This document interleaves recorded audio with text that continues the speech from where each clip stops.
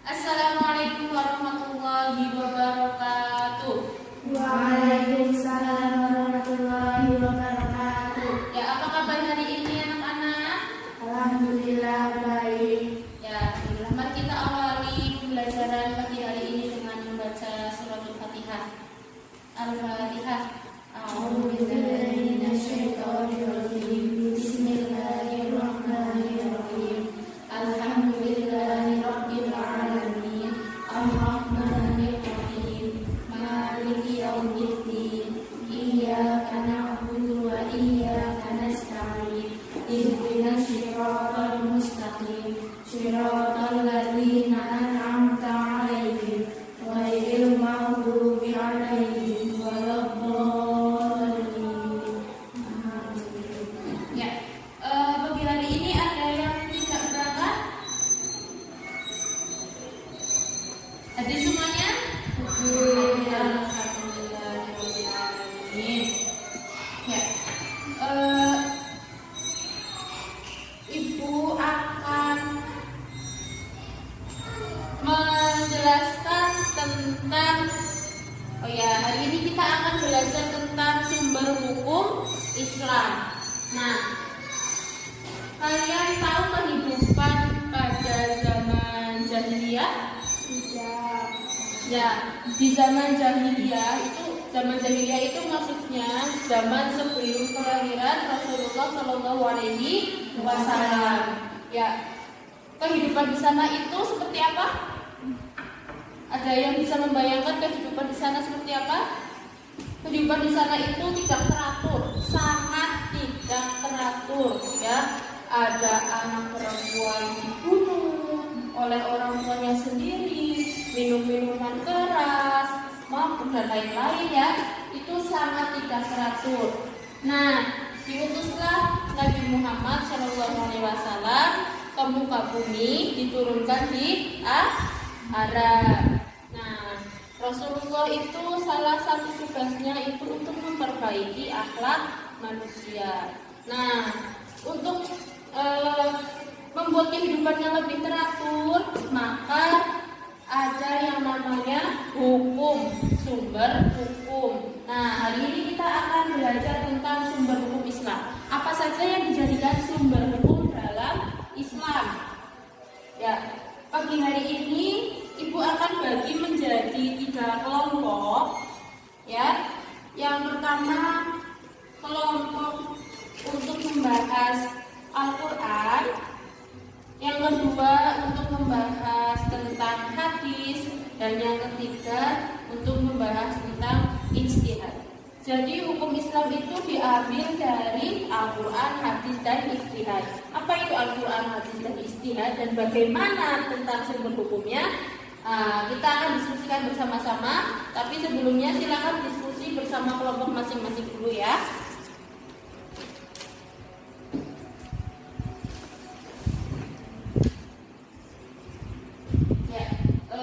Silakan untuk berdiskusi bersama kelompok.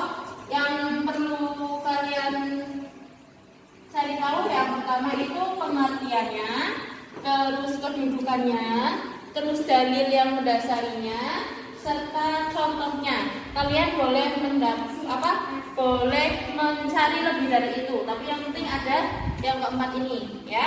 Silakan dicari, silakan berdiskusi, boleh menggunakan internet. Boleh, silakan yang bawa handphone, silakan boleh digunakan untuk mencari informasi.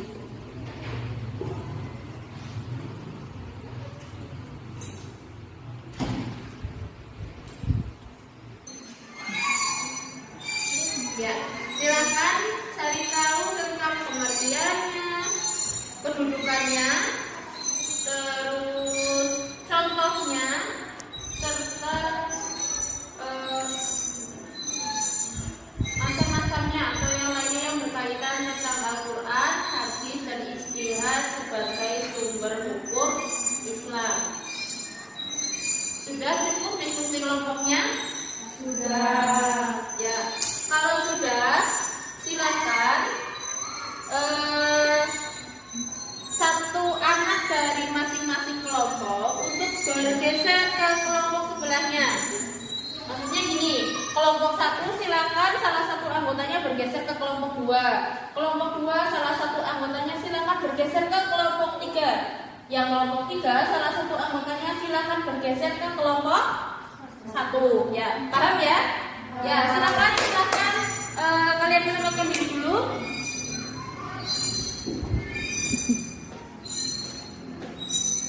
Sudah? Sudah? Ya. Nah, mau apa di kelompok tetangga? Mau apa kira-kira di kelompok tetangga? Ya, silakan sampaikan hasil diskusinya dengan kelompok kalian masing-masing tadi. Silakan sampaikan hasil diskusi kelompoknya. Yang Al-Quran lagi main ke tempatnya kelompok hadis, silakan sampaikan tentang Al-Quran. Yang kelompok hadis lagi main ke tempatnya istihad, silakan sampaikan tentang hadis. Yang istihad lagi main ke tempatnya Al-Quran, silakan sampaikan tentang istihad. Paham ya? Paham ya? Ya, baik. Silakan disampaikan dulu. Ya, bagaimana sudah disampaikan hasil diskusinya? Ya, sekarang Ibu minta bergeser satu kali lagi ke kelompok sebelahnya lagi. Jadi yang memang tugasnya bergeser silakan bergeser lagi. Yang tadi lagi nimbrung di Al-Quran silakan sekarang nimbrung di hadis. Begitupun yang tadi lagi nimbrung di hadis silakan sekarang beristihad. Yang tadi lagi nimbrung di istihad silakan nimbrung ke Al-Quran. Yo, silakan sampaikan hasil diskusi kelompok yang kalian bawa.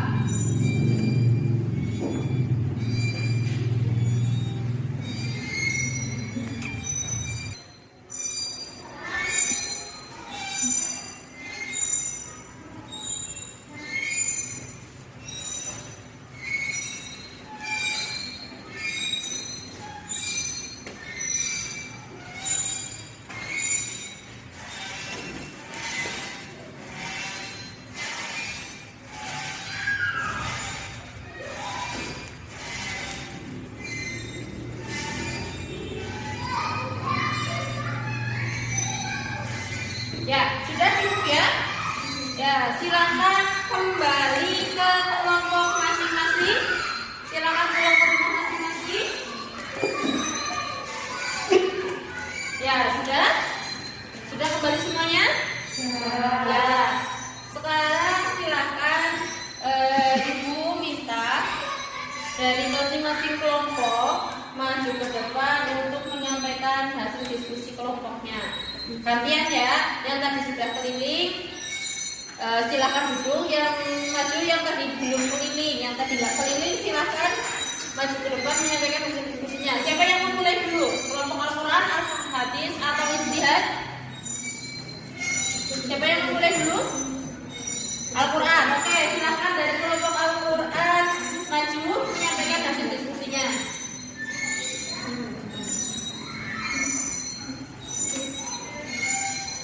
Assalamualaikum warahmatullahi wabarakatuh. Waalaikumsalam warahmatullahi wabarakatuh. Al-Quran berarti membaca, secara istilah berarti firman Allah yang diturunkan pada Nabi diawali surat Al-Fatihah, diakhiri surat An-Nas. Al-Quran disebut juga sebagai al-huda yang berarti petunjuk. Al-Quran merupakan sumber kemakmuran Islam seperti dalam contohnya kewajiban sholat, zakat, puasa. Ya, kelompok lain ada yang mau bertanya? Nanti dulu baru. Ya, ada yang mau bertanya kelompok lain tentang Al-Quran? Ada yang mau bertanya? Tidak. Ya, silakan duduk, Mbak. Terima kasih. Ya, selanjutnya dari kelompok mana ya? Hadis? Ya, silakan dari kelompok hadis. Maju menyampaikan hasil diskusinya. Assalamualaikum warahmatullahi wabarakatuh. Waalaikumsalam warahmatullahi wabarakatuh. Hadis kata-kata atau ucapan, perbuatan, dan ketetapan yang dilakukan oleh Nabi Muhammad SAW. Kedudukan sumber hukum setelah Al-Quran dari Quran surat Al-Hasan ayat 7. Bismillahirrahmanirrahim.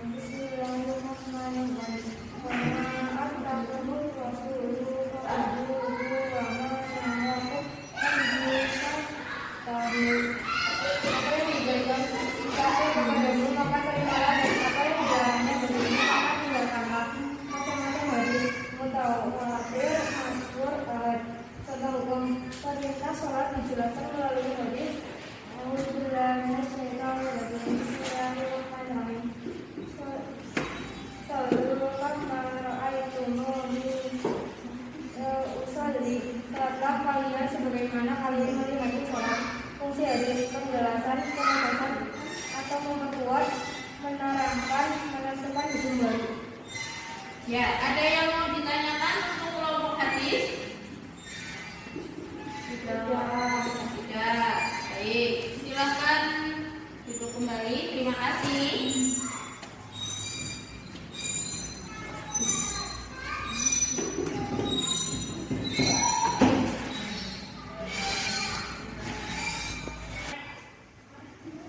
Ya, selanjutnya untuk kelompok terakhir silakan dari kelompok ijtihad menyampaikan hasil diskusinya. Assalamualaikum warahmatullahi wabarakatuh. Waalaikumsalam warahmatullahi wabarakatuh. Ijtihad adalah sebuah usaha yang sungguh-sungguh yang sebenarnya bisa dilaksanakan oleh siapa saja yang sudah berusaha mencari ilmu untuk memutuskan suatu perkara yang tidak dibahas dalam Al-Quran maupun hadis dengan syarat menggunakan akal sehat dan pertimbangan akal. Kedudukan ijtihad adalah sebuah penentu hukum setelah Al-Quran dan hadis tidak ditemukan secara jelas dan rinci mengetahui hukum yang dimaksud. Dalil ijtihad dalam Al-Quran terdapat dalam Quran surat An-Nisa ayat 59. Contoh hukum ijtihad yaitu penentuan satu Syawal dan penentuan awal Ramadan. Sekian, terima kasih. Wassalamualaikum warahmatullahi wabarakatuh. Waalaikumsalam warahmatullahi wabarakatuh. Di situ dulu, Mbak. Nah, silakan ada yang mau bertanya tentang ijtihad? Ya, silakan. Apa saja yang boleh ditentukan melalui ijtihad? Apa saja yang boleh ditentukan melalui ijtihad? Silakan dijawab dari kelompoknya, boleh yang sedang duduk boleh, yang di depan juga boleh. Silakan yang menjawab siapa? Saya. Ya, silakan. Apapun masalah yang timbul di masa kini yang tidak dibahas secara jelas melalui Al-Quran atau hadis, contohnya beritakan. Ya, jawabannya dari Mbak Nasla, apapun permasalahan yang timbul di masa ini yang tidak dijawab secara jelas melalui Al-Quran maupun hadis. Contohnya itu bayi tabung. Ya, terima kasih. Boleh duduk, silakan. Baik. Jadi pagi hari ini kita sudah belajar tentang Al-Quran, hadis, dan ijtihad sebagai sumber hukum Islam. Kira-kira kenapa kita perlu adanya sumber hukum Islam? Kenapa harus ada sumber hukum Islam? Emangnya kalau nggak ada sumber hukum Islam kenapa? Ya, itu pertanyaan penting ya. Kenapa nggak ada yang tanya dari tadi ya? Nah, kenapa kita harus Kita harus mentaati sumber hukum Islam. Kenapa harus ada sumber hukum Islam? Yang pertama, yang penting itu agar kehidupan kita itu teratur. Ya, kita bayangkan masa pra-Islam. Pra-Islam itu berarti masa jahiliyah yang tadi di depan sempat kita bahas ya. Nah, itu kan terlihat betapa tidak teraturnya kehidupan di masa itu. Karena apa? Nggak ada hukum yang berlaku di situ. Ya, mereka berbuat semaunya sendiri. Mereka tidak mengenal halal haram, tidak mengenal wajib, sunnah dan lain-lain. Nah, sumber hukum yang dimaksud di sini itu apa sih? Ya, sumber hukum yang dimaksud di sini itu merupakan sumber hukum taklifi. Hukum taklifi itu apa? Hukum taklifi itu hukum yang mengikat mukallaf. Mukallaf itu orang yang sudah balik. Ya, terdiri dari ada wajib, sunnah, mubah, terus makruh, dan yang terakhir haram. Apa saja? Coba ulangi. Yang pertama ada wajib, sunnah, mubah, makruh, haram. Ya, kita harus tahu ini. Biar apa? Biar kita itu hidupnya teratur, nggak semaunya sendiri. Ya, ibarat lampu di jalan. Ya, kehidupan kita itu sebuah perjalanan. Ya, ketika kita berjalan menuju sesuatu, ada di perempatan, di pertigaan biasanya ada lampu apa? Lampu lalu lintas. abang hijau, ya, lampu abang hijau. Padahal ada kuningnya, tapi nggak disebut. Ya, ada lampu merah, kuning dan hijau. Nah, merah itu artinya berhenti, kuning itu artinya hati-hati, hijau itu artinya jalan, boleh jalan. Artinya apa? Lampu merah itu apa? Diibaratkan itu dengan sesuatu yang haram atau dilarang. Nah, kalau sudah haram, kalau sudah dilarang, ya sudah, jangan kita lakukan. Ya, lampu kuning artinya apa tadi? Hati-hati. Nah, itu kita perlu was-was karena di dunia ini tidak semuanya jelas.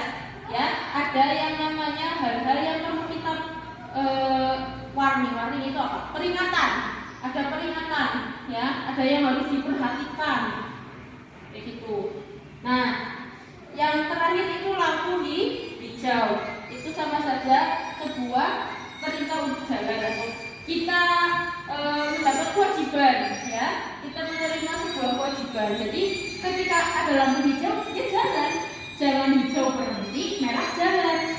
Nanti di jalan bisa terjadi kecelakaan. Kecelakaan itu gambaran apa? Gambaran kehidupan kita yang amburadul atau tidak mengikuti aturan. Seperti itu.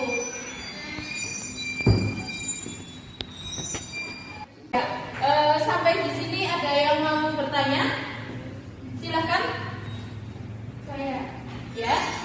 Kenapa masih ada sumber hukum lain selain Al-Quran? Katanya Al-Quran sudah lengkap. Kenapa ada sumber hukum lain selain Al-Quran? Katanya Al-Quran sudah lengkap. Ada yang mau menjawab? Silakan, siapapun boleh menjawab. Tidak. Baik. Kenapa masih ada sumber hukum lain? Ada hadis, ada ijtihad, padahal katanya Al-Quran sudah lengkap. Jadi gini ya, Al-Quran itu sumber pokok ajaran Islam, ya. Dia itu menempati di posisi pertama, di atas sendiri. Al-Quran memang sudah lengkap, semuanya sudah ada dalam Al-Quran, ya. Bukan berarti Al-Quran itu nggak sempurna karena masih ada hukum lain, bukan. Nah, hukum yang di bawahnya hadis, berarti di bawah Al-Quran itu apa? Hadis itu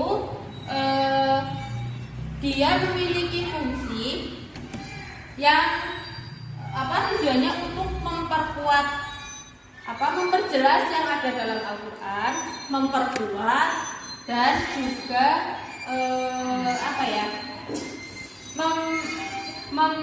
menafsirkan dan membuat hukum yang tidak secara jelas tertera dalam Al-Quran, ya. Nah,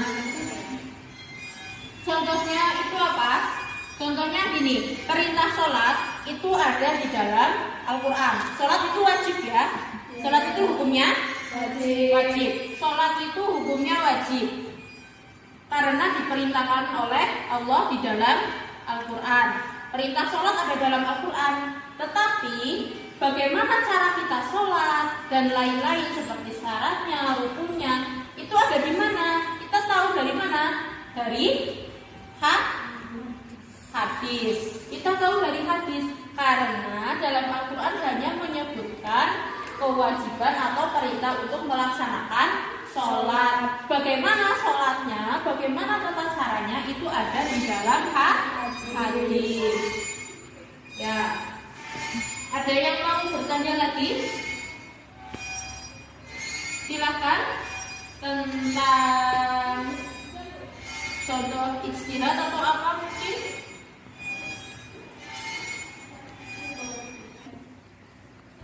Ya, jika tidak ada yang bertanya, saya gantian yang akan bertanya. Ya, coba tolong sebutkan salah satu contoh dari ijtihad. Ya, silakan, Mbak Gedis. Zakat menggunakan beras. Kenapa dimasukkan dalam ijtihad, ya, zakat menggunakan beras? Razia zakat menggunakan makanan pokok Indonesia adalah beras. Ya, karena menggunakan kias. Zakat itu menggunakan makanan pokok. Makanan pokok di Indonesia adalah beras. Berarti di negara yang makanan pokoknya bukan beras, contohnya gandum, berarti zakatnya menggunakan gandum. Yang makanan pokoknya jagung, zakatnya menggunakan jagung. Ya, jadi itu kias itu bagian dari apa? Dari Al-Quran, hadis atau ijtihad? Ijtihad. Baik, kias itu bagian dari ijtihad. Ijtihad itu ada ijma, kias, contohnya ya, ada maslahatul mufalah dan lain-lain. Ya.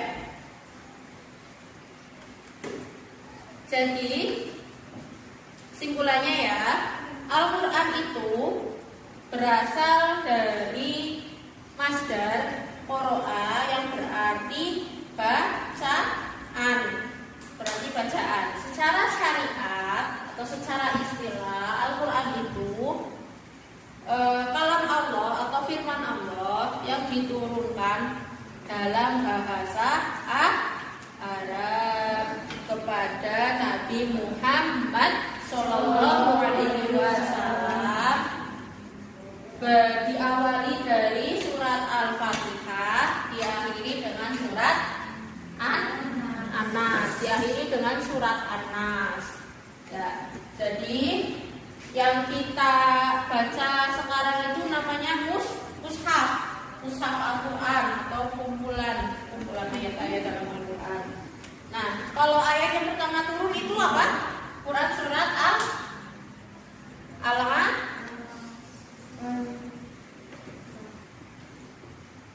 Yang pertama turun, wahyu pertama turun, Iqra bismi rabbikal ladzi khalaq. Itu Quran surat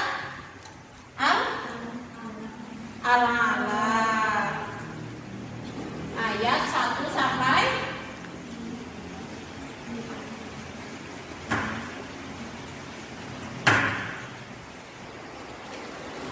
ya. Jadi wahyu yang pertama turun itu Quran surat Al-Alaq ayat 1 sampai 5. Tapi dalam mushaf yang sendiri itu Quran surat Al-Fatihah.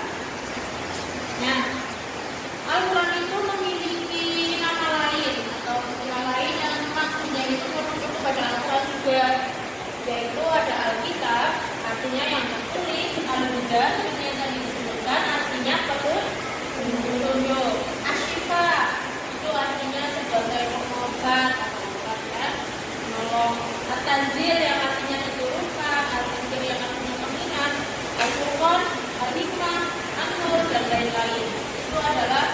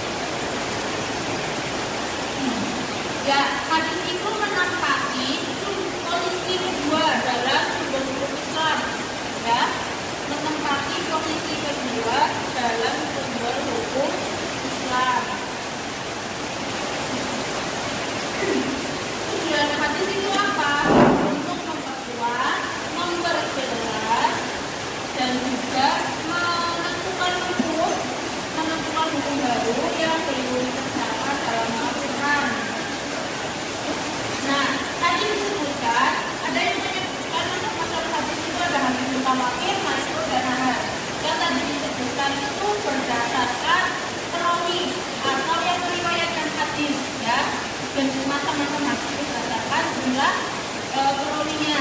Kalau berdasarkan kualitas hadis itu ada yang namanya hadis sahih, ada yang namanya hadis hasan, ada yang namanya hadis dhaif, dan juga ada yang namanya hadis maudhu. Ya, yang pertama hadis sahih itu yang dijadikan sumber hukum. Hadis sahih itu boleh dijadikan sebagai sumber hukum. Sahih dan hasan boleh. Nah, kalau hadis dhaif itu tidak boleh dijadikan sumber hukum. Ya. Nah, yang terakhir itu hadis maudhu. Hadis maudhu itu artinya hadis palsu. Jadi sudah jelas ya, boleh apa tidak? Tidak, karena ini merupakan hadis palsu.